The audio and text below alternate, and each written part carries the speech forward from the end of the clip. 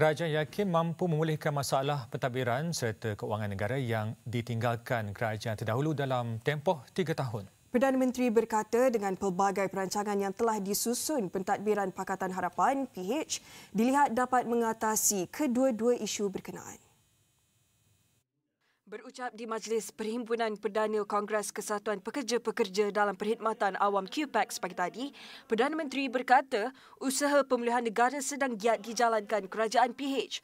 Justru penjawat awam diharap dapat bersabar selain memberikan kerjasama penuh terhadap dasar dan usaha kerajaan semasa. Saya harap kita boleh bersabar.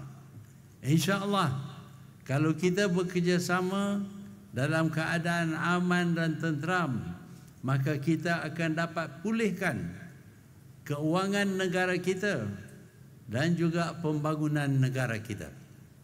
Seluruh rakyat, termasuk kerajaan, anggota kerajaan, perlu ikat perut sedikit supaya kita dapat kurangkan perbelanjaan biasa dan kita bayar hutang.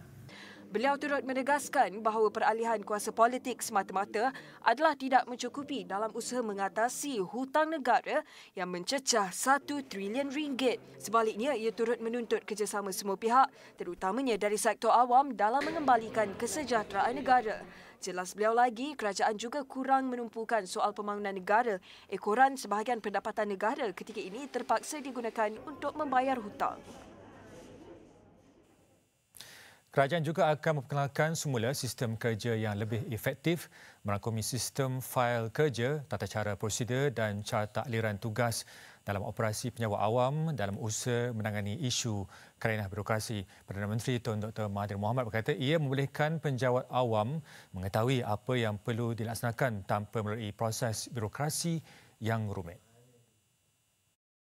Saya telah bincang dengan KSN untuk nombor satu memperkenalkan balik sistem lama, iaitu sistem desk file, manual of procedure, workflow chart, supaya tiap-tiap pegawai akan tahu apa yang dia perlu buat berkenaan dengan sesuatu permintaan. Mengakui wujudnya kerenah birokrasi dalam perkhidmatan awam, beliau pun berkata birokrasi itu perlu dalam memastikan sesuatu pekerjaan itu dapat dilaksanakan dengan cekap. Namun, ianya menjadi satu masalah apabila terlalu banyak proses dan ramai pegawai yang terlibat. Tegas beliau, orang ramai juga perlu tahu mengenai prosedur bagi mendapatkan kelulusan sesuatu permohonan. Justru kerajaan ketika ini berusaha untuk membekalkan maklumat kepada orang awam berhubung apa yang perlu dilakukan sekiranya ingin melaksanakan sesuatu urusan.